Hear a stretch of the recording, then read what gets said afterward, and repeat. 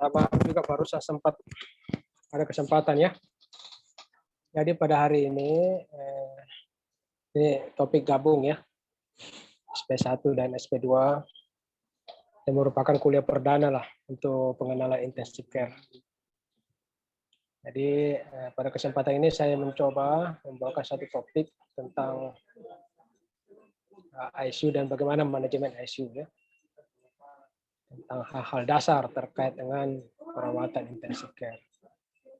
Dan ini saya kira penting bagi kita karena anestesi itu selalu dilibatkan sebagai penanggung jawab dalam instalasi perawatan intensif atau unit perawatan intensif. Dan tentu supaya mengingat semua, jangan sampai hal-hal ini karena ini adalah hal yang paling mendasar terkait dengan apa sih yang dimaksud dengan perawatan intensive care. Nah, kalau kita amati ya, intensive care itu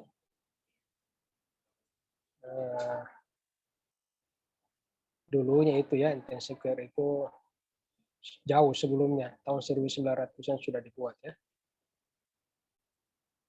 Dimulai dari John Hopkins. Memang dari awalnya karena kegawatan itu umumnya post operatif ya, jadi lebih berkembang ke arah awal-awalnya post operatif. Nah, yang pertama kali menstimulasi itu adalah dari post operatif neurosurgical. Nah, kemudian berkembang untuk kelompok anak-anak ya, pediatric intensive care. Kemudian berkembang menjadi suatu kelompok populasi yang lain lagi ya, karena perang dunia itu banyak kejadian infeksi, shock hemorragik ya, shock unit yang berkembang juga jadi cikal bakal dari perawatan intensif.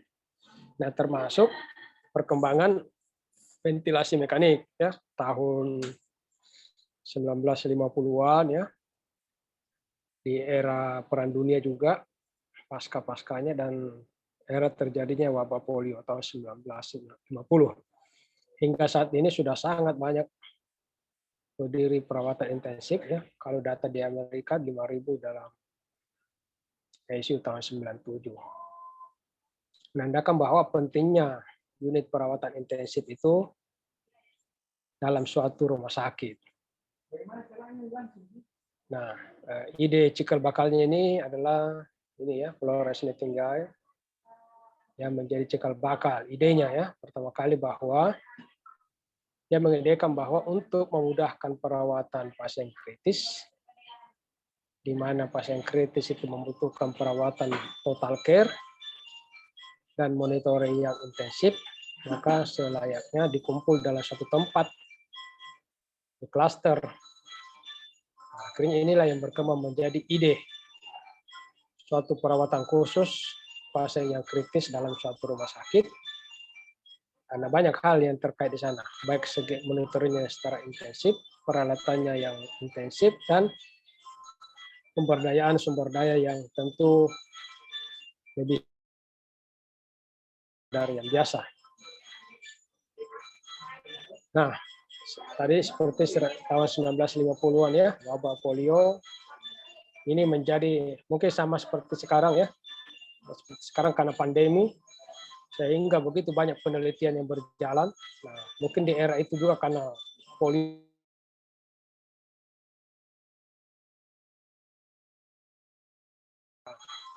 masif diakselerasi untuk menyelesaikan masalah. Nah, polio kan kita tahu bahwa komplikasi terbesar. Nah, disinilah perkembangan daripada ventilasi mekanik pertama. Cuma yang berbeda dengan apa yang kita lihat sekarang, ventilasi mekanik yang dulu itu ventilasi tekanan negatif ya. Kalau kita lihat karakternya, di mana ventilatornya di luar ya, dan pasiennya di dalam. Jadi pasien berada dalam suatu tabung, ya, tabung besi ya, makanya dibilang aerolang, jadi alat untuk pernapasan. Di mana sekitarnya itu akan terbentuk tekanan negatif, sehingga akan mengangkat kosta dan interkostal dan otot-otot dada sehingga terjadi pernapasan.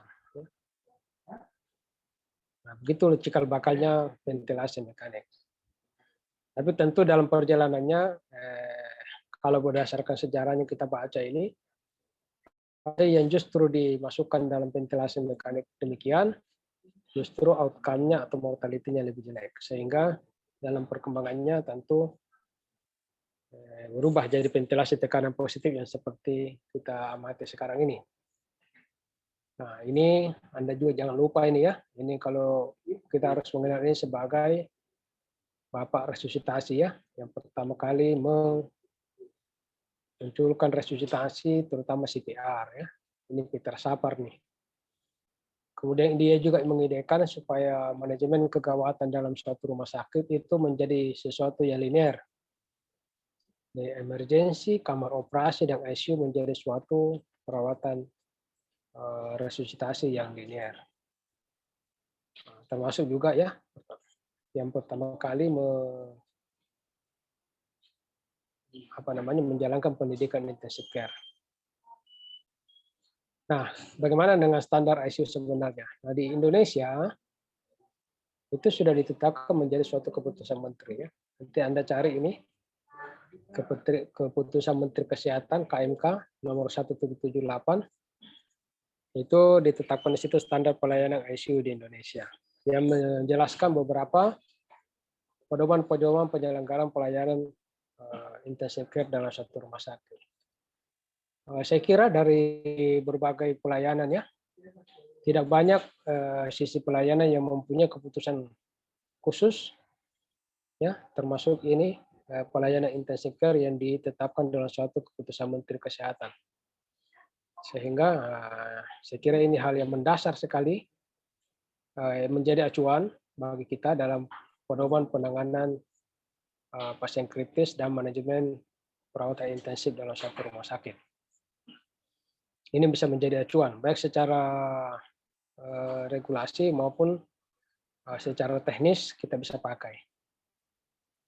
Nah, kalau kita lihat intensive care itu, ya, kalau kita lihat suatu bagian dari rumah sakit yang mandiri ya, artinya mempunyai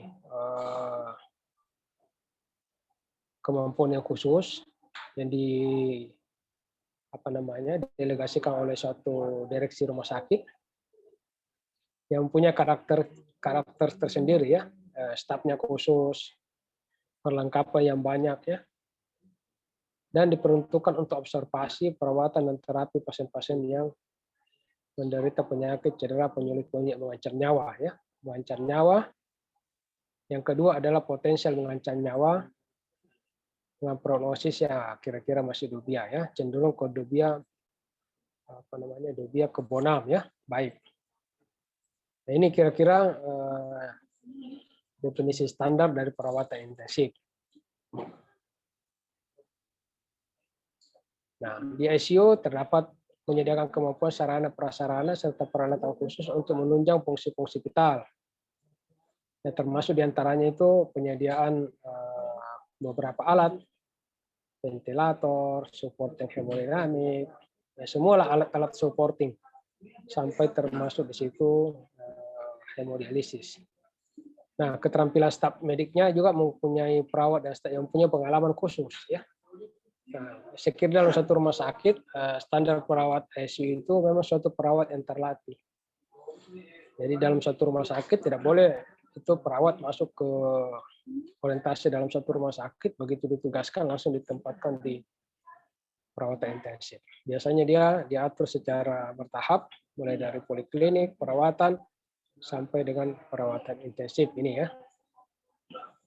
Nah, kira-kira ini intensive care kalau kita lihat ya, begitu banyak intervensi di sana, begitu banyak peralatan ya, dan begitu banyak SDM yang terlibat ya. Satu pasien kalau kita lihat ini diurus oleh 3 orang. Jadi banyak intervensi. Nah, apa sebenarnya yang tercakup dalam suatu pelayanan ICU? Hal yang mendasar di sana kita melakukan diagnosis dan penata laksana penyakit-penyakit spesifik yang akut ya, yang tentu mengancam nyawa dan menyebabkan kematian. Kemudian memberikan bantuan suportif. Jadi di satu sisi ada diagnosis penyakit-penyakit kritis yang kita perlu tentu tegakkan diagnosis dan kembangkan tata laksana. Kemudian bantuan suportif ya. Mungkin diagnosis kita sudah tegakkan, kita kembangkan lagi ke suportif organ-organ vital. Pada prinsipnya ICU itu suportif ya. Hampir semua itu terutama suportif. Yang ventilator, circulatory failure, gagal nutrisi inadekuat, akut kidney injury, semua support di ICU. Kemudian yang ketiga, pemantauan fungsi vital. Ya. Artinya ICU itu mempunyai alat yang bisa memonitoring fungsi-fungsi vital tubuh yang secara kontinu, ya. Bahkan yang lebih kompleks disediakan. Yang kata lain, tidak bisa ICU itu didirikan hanya ruangannya saja, perawatnya saja, tidak ditopang oleh suatu alat monitor yang canggih.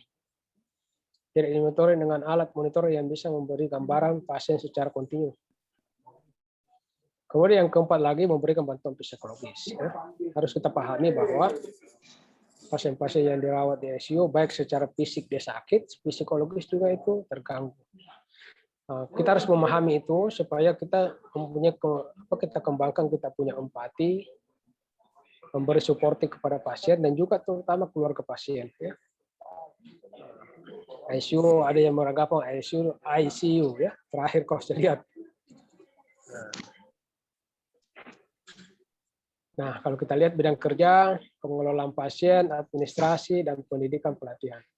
Kalau pengelolaan pasien ini terkait dengan kita bagaimana mengelola pasien ya. Kita sebagai dokter intensivis atau dokter anestesi, yaitu kita tanggung jawab langsung. Tapi jangan lupa, kita juga harus memahami administrasi pasien dengan baik, regulasi perawat yang baik. ICU itu umumnya kalau kita di Indonesia belum berkembang secara bagus. Jadi kalau Anda ke suatu daerah, bagaimana mengembangkan ICU, ya upayakan juga mengembangkan keperawatannya, mengembangkan administrasi unitnya supaya bisa tertata dengan bagus. Nah, ICU yang baik selalu pendidikan dan pelatihan ya. Senantiasa nih perawat-perawat kita latih. Strategi monitoring yang baik. Pelatihan ventilasi mekanik dasar, cairan, semua hal-hal yang terkait dengan perawatan kritis. Selalu kita refreshing terus supaya pada prinsipnya kan kalau di ICU itu multidisiplin. Jadi tidak bisa kita saja yang pintar. Harus disertai dengan orang-orang di sekitar kita. Nah, bisa. Dan itu pengalaman Anda nanti sangat terasa itu di lapangan. Ya, kalau di rumah sakit pendidikan ada residen, ada perawat. Kalau di lapangan itu di daerah ya ada hanya dokter dan perawat yang terkadang ya, kapasiti dan capability-nya masih sangat kurang dibanding apa yang kita harapkan. Nah, hal yang mendasar dalam pelayanan ICU ya, falsafah yang mendasar, etika kedokteran. Maksudnya etika kedokteran itu bahwa kita mengembangkan prinsip-prinsip dasar pengobatan itu adalah yang mempunyai manfaat beneficial. Nah, pasien-pasien yang masuk ke dalam ICU, kita upayakan bahwa pasien-pasien yang mempunyai manfaat dalam perawatan. Sebagian daripada pasien itu merasa ICU adalah tempat yang bagus untuk monitoring, tempat dan obat. Jadi bisa saja ICU itu menjadi tempat di mana orang-orang semua masuk pasien. Nah, oleh karena itu kita harus menentukan indikasi pasien yang benar. Indikasi juga relatif ya. Makanya sekarang ini kita kembangkan indikasi objektif. Yang betul-betul pasien indikasi kondisi fisiologisnya yang terancam sehingga perlu perawatan ICU. ICU itu multidisiplin dan multiprofesi ya. Multidisiplin. Bisa dokter anestesi, dokter bedah, dokter penyakit dalam, ya. Kemudian multiprofesional, ada perawat di sana, ada rehab medik, ada gizi. Jadi sebagai dokter ICU ya kita harus mempunyai kemampuan untuk melakukan komunikasi yang kolaboratif dan efektif, terutama untuk menjalin kerjasama dengan beberapa disiplin. Terutama itu kalau semakin kompleks pasien, biasanya melibatkan terlalu banyak dokter. Nah, di situ butuhkan kelihayan dan kerjasama seorang dokter, penanggung jawab ICU, bagaimana mengintegrasikan semua tata laksana yang berjalan bisa simultan dan sinergis. Ya, ICU itu untuk pelayanan kesehatan untuk pasien-pasien yang kritis saja, bukan perawatan pasien terminal. Ya. Sering sekali diibaratkan itu semua pasien yang mau meninggal dimasukkan ICU, tidak cocok ya untuk kebutuhan pelayanan kesehatan. ICU perlu koordinasi dan integrasi kerjasama tim. Nah, ini ada asas prioritas ya. Sekira kita kenal ada prioritas 1, 2, 3, dan 4. Itu hal yang mendasari di mana kita melakukan screening atau triase pasien yang perlu perawatan intensif. Sistem mutu, kemitraan profesi, efektif, dan continuity pelayanan. Nah, ICU oleh karena dia ruangan yang khusus ya, biasanya kapasitasnya hanya 5-8% dalam suatu rumah sakit, makanya kita harus mengembangkan kriteria pasien yang betul-betul ideal untuk memasuki perawatan intensif. Ya, seperti ini di ICU ya, kayak rumah sakit Wahidin kita kembangkan ya, saya kembangkan kriteria objektif dan juga mengintegrasikan dengan asas prioritas. Nah, seperti ini kita lihat kriteria objektif dan kriteria prioritas. Nah, ini adalah kira-kira tanda-tanda objektif pasien yang membutuhkan perawatan intensif, ya. Baik itu sindrom bradikardi atau sindrom takikardi, ada pasien hipotensi, ya, mungkin tanda-tanda shock ini kalau kita lihat sirkulasi, tensi, nadi, MAP. Nah, idealnya kalau akreditasi itu dia menginginkan ini kriteria objektif. Jadi kita harus bisa menentukan secara objektif apa, bukan karena persoalan subjektifnya, ya, takut pasiennya gawat, ya. Harus kita lihat tanda-tanda objektifnya apa yang mengindikasikan pasien masuk di ICU. Nah, kriteria laboratorium, ya, ada laboratorium yang letal, ya, baik itu natrium, kalium, AGD, PO2, gagal napas, asidosis, kadar gula darah yang sangat tinggi, gambaran radiologis, ya. Misalnya pasien dengan kesadaran menurun dengan CT scan, ada perdarahan, ada perforasi organ, ya, potensi terjadi aneurisma. Nah, kriteria EKG ya, mungkin tanda-tanda infark miokard, hemodinamik tidak stabil, ada aritmia yang letal, ada gangguan-gangguan konduksi jantung. Dan juga kriteria objektif berdasarkan ada tumor-tumor yang akut ya, pupil anisokor, luka bakar di atas 10%, ada anuri, potensi obstruksi jalan napas, koma, kejang, persisten, dan tampunade jantung. Nah, beberapa kriteria ya terkait dengan hal-hal tertentu yang tidak bisa kita masukkan ke dalam suatu sistem organ. Seperti dengan pasca operasi dengan kebutuhan pengawasan ketat ya. Nah, jadi post operasi mayor butuh monitoring yang ketat. Nah, ini kita anggap sebagai suatu kelompok populasi yang perubahannya bisa sangat cepat yang membutuhkan monitoring intens. Ada tanda-tanda shock seperti shock sepsis dan beberapa hal yang lain ya. Nah, beberapa penyakit yang tidak perlu kira-kira perawatan ICU meskipun terjadi perubahan fisiologis ya, pasien-pasien yang sudah berada kondisi terminal ya. Nah, ini pasien yang mungkin ada metastasis, ada penyakit paru yang sudah refraktor ya, seperti TB sudah destroyed lung. Sebenarnya pasien-pasien yang termasuk yang ke arah konservatif atau paliatif ya, BCS 6 ke bawah itu outcome-nya tidak bagus. Pasien yang sudah dinyatakan vegetatif ya, meskipun dia sudah ada perubahan fisiologis yang mengancam nyawa, Udem cerebral hebat dan multi organ yang tidak reversibel ya, seperti gagal ginjal, anuri disertai udang paru. Nah, itu outcome-nya sudah jelek ya.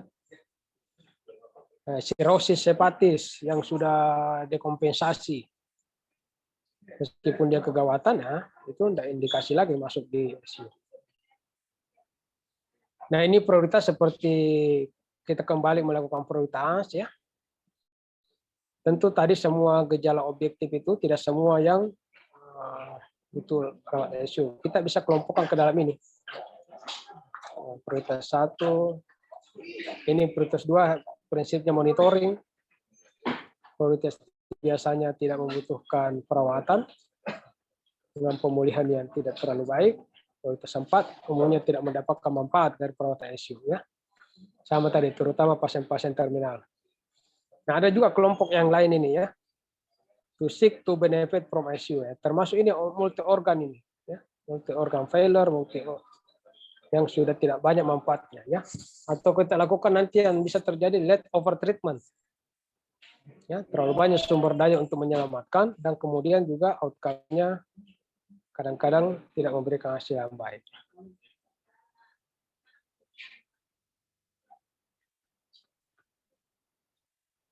Nah, ini juga ada beberapa hal ya.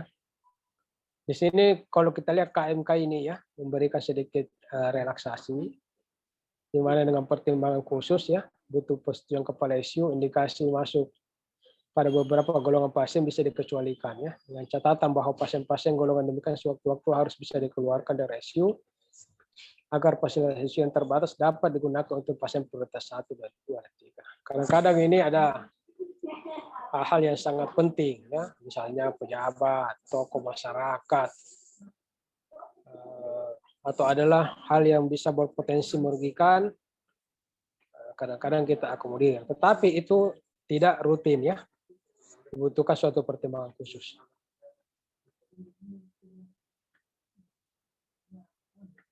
Nah, kriteria keluar ya, nah ini harus dicatat secara baik nih. Kadang-kadang pasien itu, namanya juga ICU itu adalah penyakit yang tidak stabil ya. Berdasarkan kriteria objektif, selama perawatan baik-baik aja. Tiba-tiba pindah di ruangan, ada saja faktor-faktor yang bisa menyebabkan kematian. Seperti kemarin ada pengalaman, pasien dari intensive care, COVID, yang baik-baik, semua baik, tidak ada tanda-tanda, hanya dia pasien dengan payah jantung. Selama juga dirawat di intensif, tidak membutuhkan perawatan khusus, hanya terapi oksigen. Akhirnya dipindahkan ke ruangan. Kemudian hari kedua terjadi kolik-kolik abdomen, ya, mau BAB. Akhirnya terjadi serangan jantung dan kemudian meninggal. Nah, itu bisa dikaitkan dengan apakah pasien itu betul-betul layak keluar ICU. Nah, oleh karena itu kita harus tetapkan kriteria keluar ya. Pencatatan dan administrasi itu penting. Ya. Dan sering itu terjadi, pasien pindah ICU belum sampai 24 jam meninggal. Nah, oleh karena itu kita tetapkan, tanda vitalnya baik, tanpa supor, terapi oksigen, SPU aja demikian. Dinyatakan bahwa pasien dalam keadaan relatif stabil ya.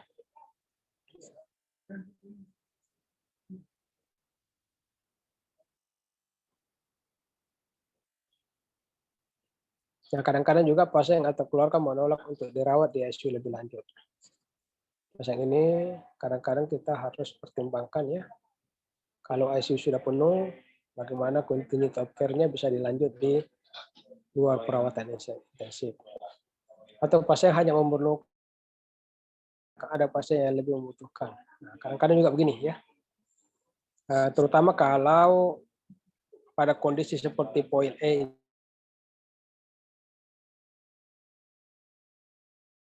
perawatan yang tidak butuh perawatan intensif, kita lanjutkan ke high care unit. Dan yang membutuhkan terapi intensif, kita lanjutkan atau masukkan ke ICU. Nah, bagaimana ICU secara umum? Itu ICU terbagi ya, ada ICU terbuka, tertutup. Terbuka ini maksudnya dari segi manajemen. Tertutup dari sistem manajemen. Terbuka itu kalau kita lihat kadang-kadang itu ada dalam satu rumah sakit, tidak jelas siapa penanggung jawabnya. Jadi ICU itu hanya merupakan kelompok ruangan yang berisi pasien kritis tanpa disertai dengan kepala ICU. Pasien juga di dalam keluar masuknya diatur oleh dokter di luar ICU, ya, katakanlah di PJP penyakit dalam, dimasukkan oleh penyakit dalam dan juga dikeluarkan oleh penyakit dalam.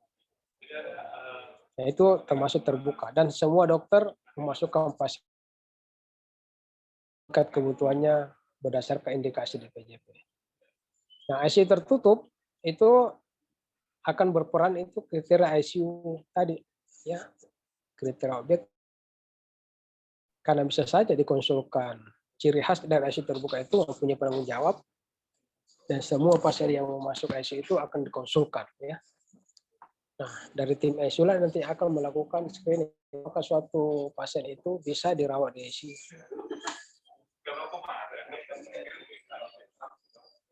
Nah, dari klasifikasi pelayanan, ICU terbagi primer, sekunder, dan tersier, ya. Perbedaannya ini terkait dengan ketenagaan, sarana prasarana, peralatan, dan kemampuan pelayanan.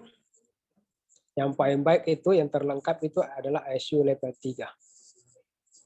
ICU ini sering dilinierkan dengan tipe rumah sakit, tapi pada hakikatnya sebenarnya tidak. Jadi ICU berdasarkan primer, sekunder, tersier berdasarkan kapasitas pelayanannya, ya, baik SDM-nya, alatnya, dan tim-tim yang mendukung. Kalau kita lihat beberapa perbedaan mendasar ini, ya, kalau dokternya, ya, yang dimaksud ICU primer itu mungkin dikoordinator oleh SPAN, sekunder bisa intensivis, dan tersier itu, ya, seperti beberapa rumah sakit pendidikan itu sudah mempunyai intensivis, ya, baik SPAN maupun non SPAN menjadi kepala ICU.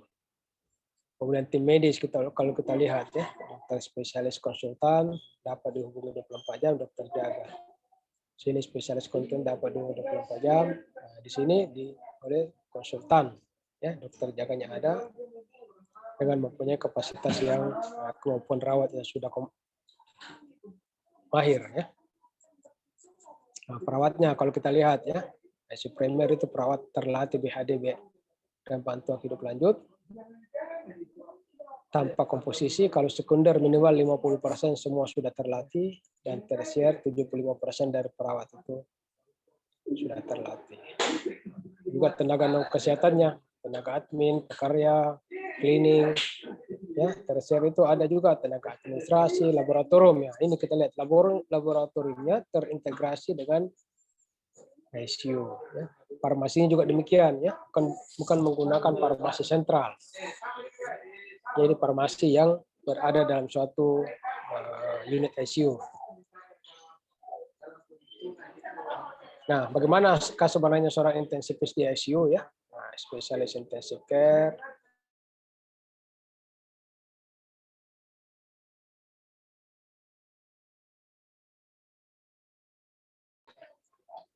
kemudian ini yang penting, ya, mampu mendarmawaktikan waktunya, ya. Jadi ICU, ya, tidak bisa hanya visitor saja itu di ICU. ICU itu harus punya monitoring ketat, ya. Dokter itu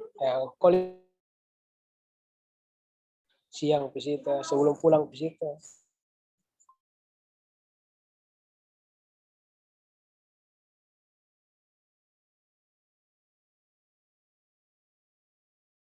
Tidak bisa juga intensivis itu jaga 24 jam, ya. Pada hakikatnya kan dia akan di-backup oleh suatu sistem pendidik kompetensi yang bertahap, ya. Bisa S1 dokter, kalau kita di sini residen, kalau di rumah sakit swasta mungkin dokter umum yang mendukung itu. Dan bisa jaga 24 jam. Kemudian bersedia berpartisipasi dalam satu unit, memberikan pelayanan 24 jam per hari selama 7 hari seminggu. Jadi sewaktu-waktu kalau diperlukan bisa datang, ya. Mampu melakukan beberapa prosedur critical care, ya, terapi ventilator, support hemodinamik, renal replacement terapi. Sekarang ada ECMO, bisa bronkoskopi, ya. Semua tindakan-tindakan yang terkait dengan critical care. Nah, ini yang terakhir ya, berpartisipasi kegiatan interdisiplin. Nah, jadi ini kita juga berupaya bekerja dalam suatu sistem pelayanan rumah sakit yang terintegrasi. Nah, ini kalau Anda dilibatkan dalam satu setting ICU ya. Kalau kita lihat ini ICU itu ada area terbuka dan ada area tertutup. Nah, kira-kira seperti yang kita punya di rumah sakit. Kamar itu sebenarnya bukan PIP ya, cuma kalau dikaitkan dengan pelayanan rumah sakit PIP. Sebenarnya kalau konteks ICU kita harapkan sebenarnya tertutup begitu semua. Nah, area pasien itu ya kurang lebarnya kurang lebih demikian. 1 tempat cuci tangan, 2 tempat tidur kalau primer, kalau ICU tersier itu ya 1 tempat cuci tangan tiap 2 tempat tidur. Ya bisa diantaranya. Nah, kalau kita lihat ini outlet oksigennya ya. Primer 1. Nah, kalau kita lihat tersier, outlet oksigen itu bisa 3 ya. 3. Vakum, stop kontak. Ya, ini kan banyak di sana listrik, piring pump, ventilator, infus pump. Semua membutuhkan listrik. Suhu dan lingkungan sama. Ini juga ya laboratorium. Nah, ini yang penting nih. Ini juga ya laboratorium pendukungnya 24 jam. Ada ruang tunggu keluarga pasien. Ini juga ya. Karena ICU itu begitu pasien dari ruangan masuk ke ICU, dia tidak mendapatkan kamar. Dan keluarga pasien tidak menunggu senantiasa di dalam kamar. Dan kalau ada kamarnya, dia harus keluar dari kamar itu. Nah, sehingga kita sediakan suatu ruang untuk di mana keluarga bisa dihubungi dan tempat beristirahat.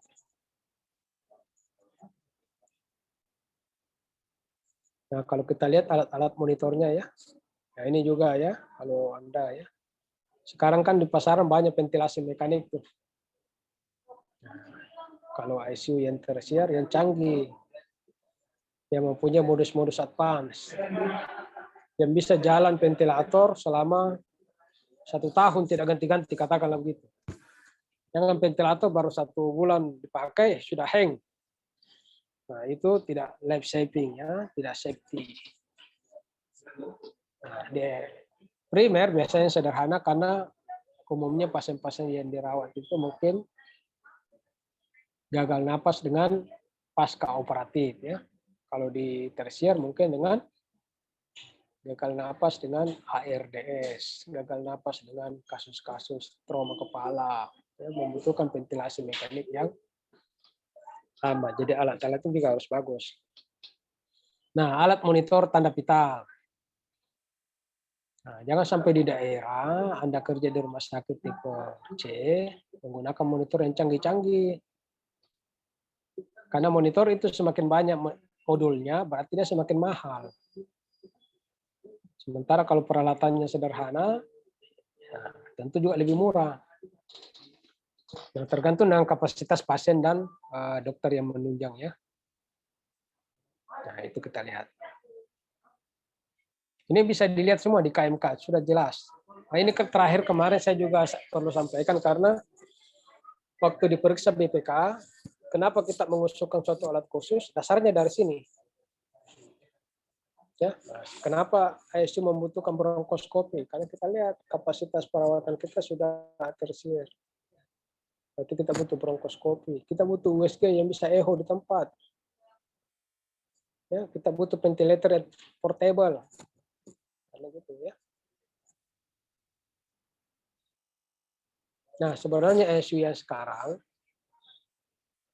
kita lihat sekarang ya, sebenarnya dipublikasi dari 10 tahun lalu sudah memberi gambaran bahwa ICU yang modern sebenarnya itu yang kubikal. Kamar-kamar kayak begini ya. Ini seperti 201, di sini 202. Jadi ya kalau yang konteks dari KMK itu ada area terbuka, area tertutup itu tidak ideal sebenarnya. Yang ideal itu di kamar-kamar ya. Dan udara di sini bisa disetting. Bisa diberi tekanan positif ya, atau sekali bisa diberi tekanan negatif. Kalau pasien yang kita rawat itu pasca operatif dikasih tekanan positif. Kalau pasien yang kita rawat itu pasien infectious disease, maka diberi tekanan negatif supaya kumannya tidak menyebabkan tersebar ke lain ya. Dan terintegrasi monitor, ada monitor di sini dan ada monitor di sini ya, monitor sentral. Jadi kita tidak senantiasa masuk ke kamar pasien untuk melihat monitor. Jadi low touch, high tech, ya. Kita tidak selalu menyentuh pasien, tapi dengan teknologi modern. Nah, terkamar-kamar ya. Nah, di situ ada ruang terbuka aja, monitornya, semua on site. Ya, mungkin ini dokter, mungkin ini perawat. Jadi perawat senantiasa bedside. Komposisi perawatnya ya minimal satu kalau dinas pagi, malam 1-2 atau 1-3. Nah, kalau di Kemenkes itu standar ICU 5-8%. Di suatu jurnal saya pernah baca, dia sudah merekomendasikan itu sebenarnya yang dibutuhkan ICU dalam satu rumah sakit yang ideal adalah sekitar 20% dari tempat tidur. Jadi kalau satu rumah sakit 1.000 tempat tidur, jadi 200 itu mempunyai kapasitas perawatan intensif. Itu adalah rumah sakit yang boleh dikata safety ya. Karena ICU itu membutuhkan monitor yang ketat. Tentu akan terkait dengan outcome yang diharapkan lebih baik. Ini ya yang modern kira-kira demikian. Saya lihat juga di Cina juga begini kemarin. Saya datang ICU. Singapura juga rata-rata ICU-nya begini. Jarang lagi ICU kayak Bangsal. Nah ini kalau kita lihat tipikal daripada ICU ya, pasien kemudian kita lihat banyak dokternya, banyak perawatnya di situ satu. Nah, konteks ini potensi menyebabkan multidisiplin.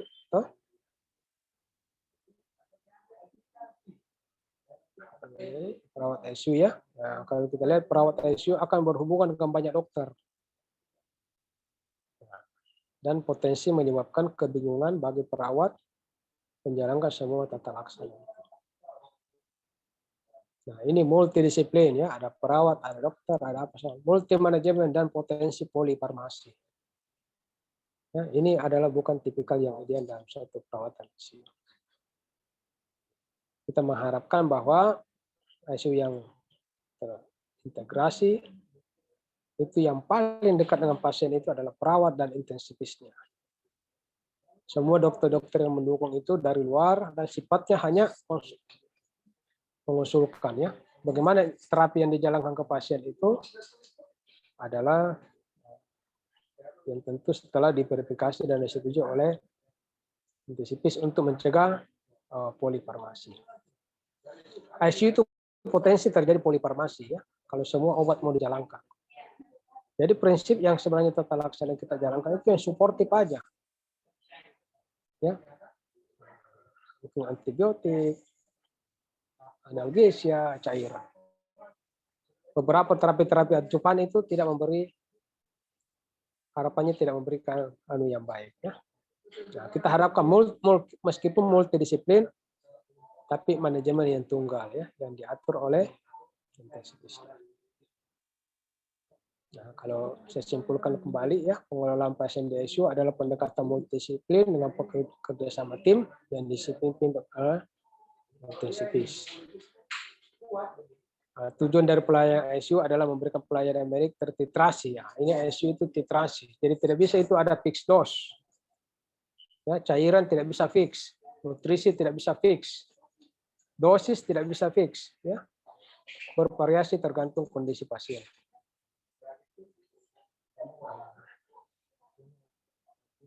Ini sekira itu.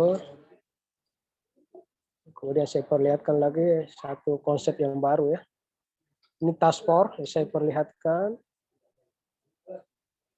Bentar dulu.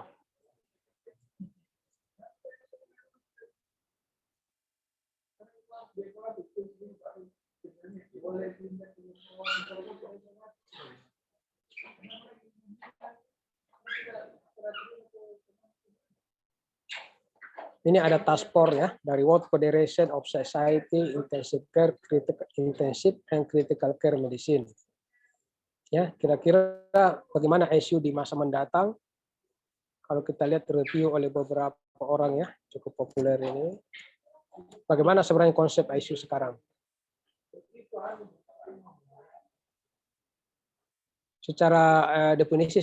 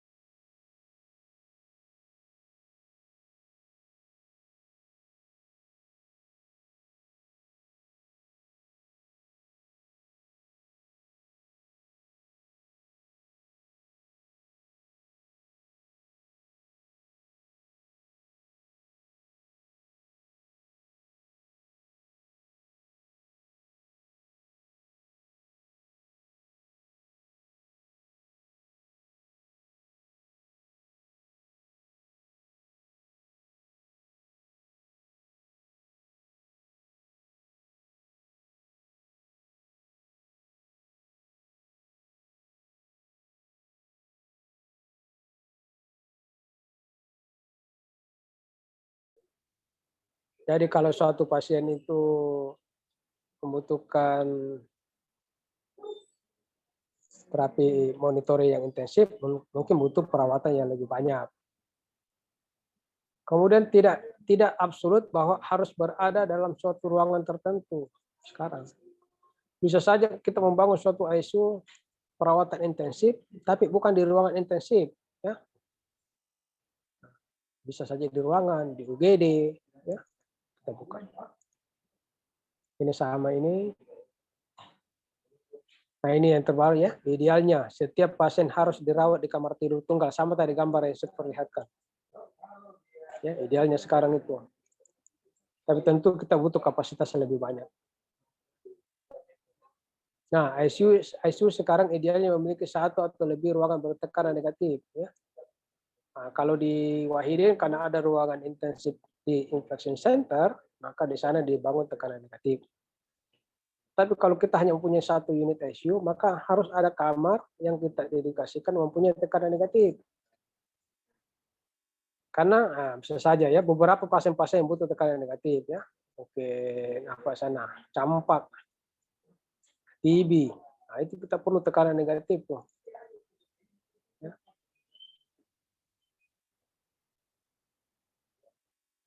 Area terpisah harus tersedia untuk mencampur dengan. Nah, ini juga nih.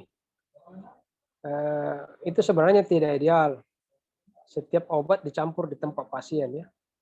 Karena dia beranggapan bahwa ICU itu hampir semua tempat itu potensi infeksi. Nah, oleh karena itu kalau ada pencampuran obat itu harus disiapkan di tempat yang tersendiri.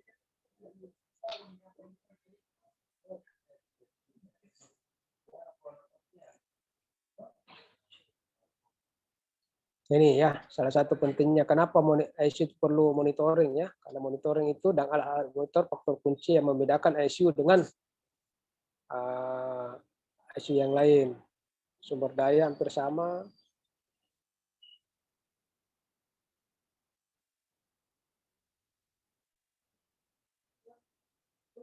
Nah, kira-kira itu ya.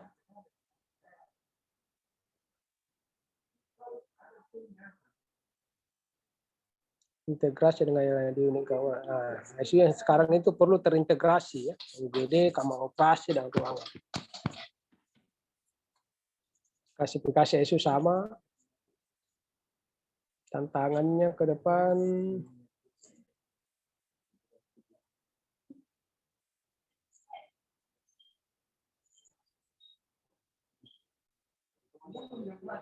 Nah ini ya, saat spesialisasi perawatan intensif semakin matang, domainnya harus meluas, mencakup pra rumah sakit, perawatan darurat, bangsal di rumah sakit, rehabilitasi tetap tindak lanjut ya. Nah, ini sekarang yang mendukung itu ICU without all. Jadi ICU itu bisa saja kita berikan perawatan intensif, tidak hanya di ruang perawatan intensif, tapi bisa di ruangan, di UGD, atau di yang penting ya di ruangan yang tidak tercakup dalam satu ruang khusus. Misalnya ada kegawatan di ruangan, ya ICU penuh, maka kita melakukan perawatan critical care di ruangan. Kita siapkan monitor di sana, bahkan mungkin kita ventilator di sana. Dan perawatan intensifnya berjalan di ruangan itu.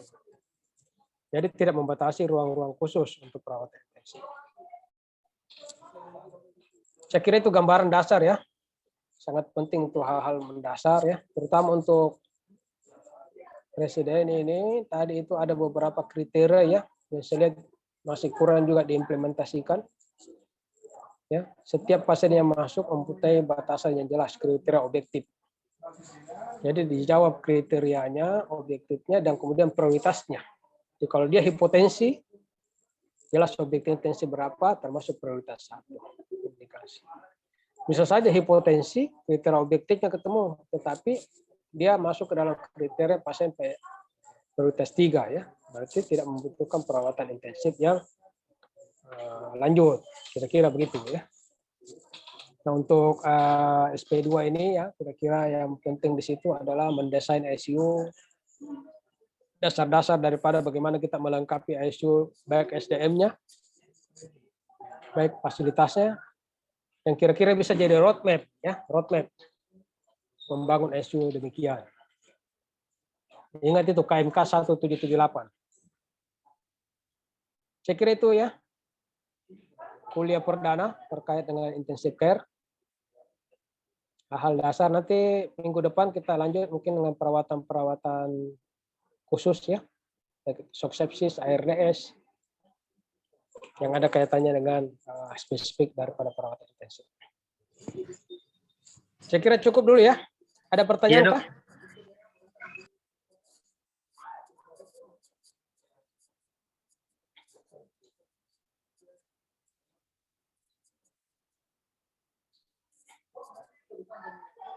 Ada pertanyaan?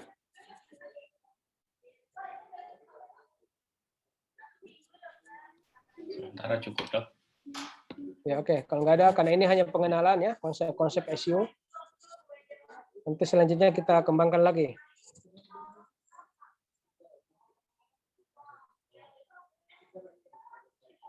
Kalau nggak ada, kita cukupkan untuk hari ini. Assalamualaikum warahmatullahi wabarakatuh. Waalaikumsalam.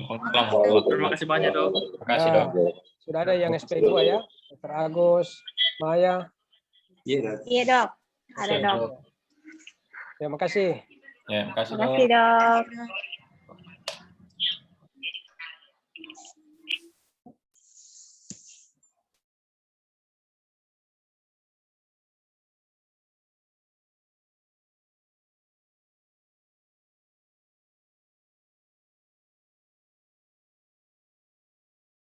Izin live, Dr. Sandar, Dr. Yoga.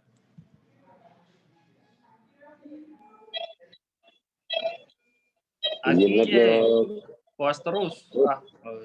Perutnya, Mas. Puas terus kau, Jay. Puas terus kau, Jay. J, kenapa kau terlambat terus, J? Sambal ini, Jay. Terlambat apa? Off dulu lah, off dulu. Pesanku mau transfer cek. Oi, off Ya, dulu, oke, off dulu. yuk. Let's go. Apa ini, Jay? Apa ini, Jay? Sebenarnya jalan.